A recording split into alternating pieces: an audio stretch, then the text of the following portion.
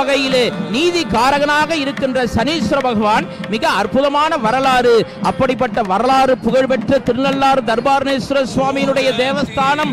ஆம் ஆம் ஆம், எவ்வளவு அழகான ஒரு ஏற்பாட்டை செய்த வண்ணம் இருக்கிறார்கள். சிவாச்சாரியார்கள் எல்லாம் சனீஸ்வர பகவானை பிரார்த்தனை செய்து மிக அழகான முறையிலே வாக்கிய பஞ்சாங்கத்தின்படி இந்த ஆலயம் நடைபெறுகின்றது.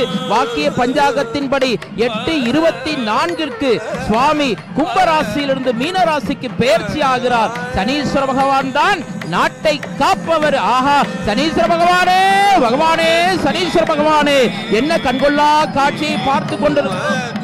அழகான ஒரு காட்சியை நாம் பார்த்த வண்ணம் இருக்கிறோம். மூலஸ்தானத்திலே சிவாச்சாரியார் பெருமக்கள் எல்லாம் மிக அழகான முறையிலே கற்பூர தீப ஆராதனை காண்பித்த வண்ணம் இருக்கிறார்கள். ஒரு பக்கம் நாதஸ்வர இசை கலைஞர்கள் இசைத்துக் கொண்டிருக்க, சுத்த மத்தளம் ஒரு பக்கம் வாசிக்க, தர்பாரணேஸ்வர சுவாமியினுடைய ஆலயத்திலே சான்றோர்களும் ஆன்றோர்களும் பெரியோர்களும் குழுமி இருக்க, நாமும் அந்த கண்கொள்ளா காட்சியை சனீஸ்வர பகவானுக்கு நேராக நின்று கொண்டு பார்த்து கொண்டிருக்கிறோம். ஆம், என்ன அழகு, என்ன அழகு, எத்தனை அழகு, கோடி மலர்கள் கொட்டிய அழகு.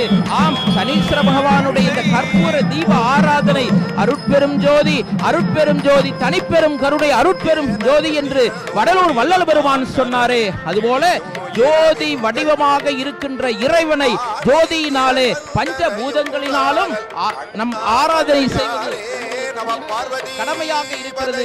எங்களால் நிற்கக்கூட முடியாத அளவிற்கு மிக அழகான முறையிலே நெருங்கிய வண்ணம் அடியார்கள் இருக்கின்ற அந்த காட்சியை பார்த்து கொண்டிருக்கிறோம். ஆஹா ஆஹா, தூக்கி அந்த சிவாச்சாரியார் பெருமக்கள் எல்லாம் 7 கலையிலே இருக்கின்ற அந்த தீப ஆராதனையை தூக்கி எல்லோருக்கும் உயரத்திலே காண்பித்த வண்ணம் இருக்கிறார்கள்.